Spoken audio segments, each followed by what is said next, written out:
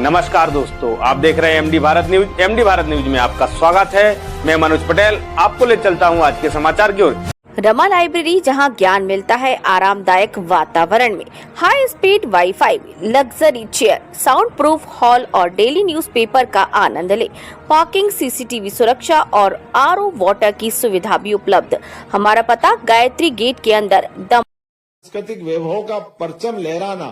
तो सोमनाथ के मंदिर पर, ये बाद में हमारे सरदार वल्लभ भाई पटेल ने मंदिर बनवाया, अन्यथा सोमनाथ के मंदिर में अहिल्या माता के मंदिर को ही हमारे पहले सोमनाथ ज्योतिर्लिंग के नाम से उनकी ही पूजा होती थी। आज बनारस तो आज भी उसी मंदिर की पूजा हो रही, और केवल वहां नहीं, हर जगह मंदिर, मतलब केवल मंदिर नहीं, मंदिर में अन्न क्षेत्र भी होना चाहिए, धर्मशाला भी होना चाहिए, स्नान करने के घाट भी होना चाहिए, सभी रास्ते की व्यवस्थाओं की जो न्यूनतम आवश्यकता है, पुजारियों को समय पे अपना अपना उनका मानदंड जो निर्धारित है वो भी पहुंचना चाहिए। एक तो अद्भुत बात वाकई में ये आज भी आश्चर्य करती है कि आज भी रामेश्वरम पे अगर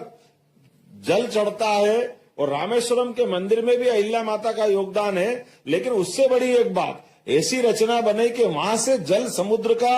आज भी बनारस में काशी विश्वनाथ के सुबह की पूजा में सबसे पहले रामेश्वरम का जल चढ़ेगा। तो आप कल्पना करो कि उस दौर में जब आवागमन के साधन नहीं थे, आज लगभग 300 साल हो गए, लेकिन उसकी परंपरा ऐसी बना दी कि एक के बाद कितनी दूर तक कौन पहुंचाएगा, और वो रोज जल आ रहा है बगैर बाधा के। मुझे नहीं मालूम कि देश का कोई और मंदिर होगा जहां ये क्रम बना हुआ है,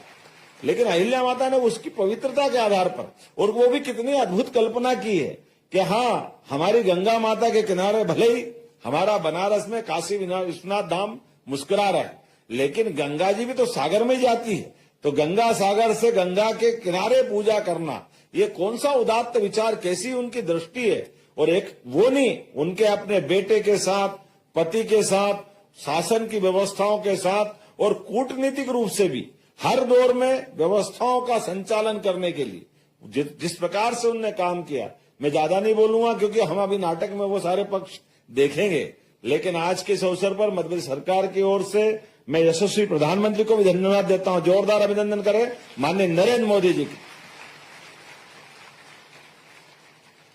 हमारी राज्य व्यवस्था में पिछले साल से चलाए हुए कार्यक्रम और कामों के आधार पर उनकी 300वीं जयंती की बात उन तक पहुंची, तो उनने भी इस बात के लिए कहा कि हाँ, आप लोगों ने जो काम किया है, मैं स्वयं उपस्थित रह करके, हमारा यहाँ 20 तारीख आज तिथि के हिसाब से उनकी पुण्यतिथि है, उनकी विवाह की वर्षगांठ भी है, और हमारे होलकर साम्राज्य के संस्थापक मल्लावराव होलकर की भी पुण्यतिथि है। तो 3 कारण से तो आज, और अंग्रेजी तिथि के हिसाब से 31 तारीख के दिन यशस्वी प्रधानमंत्री ने कहा मैं 1 साल के लिए भारत सरकार भी अहिल्या उत्सव मनाएगी, पूरे वर्ष को उनकी 300वीं जयंती मनाएगी।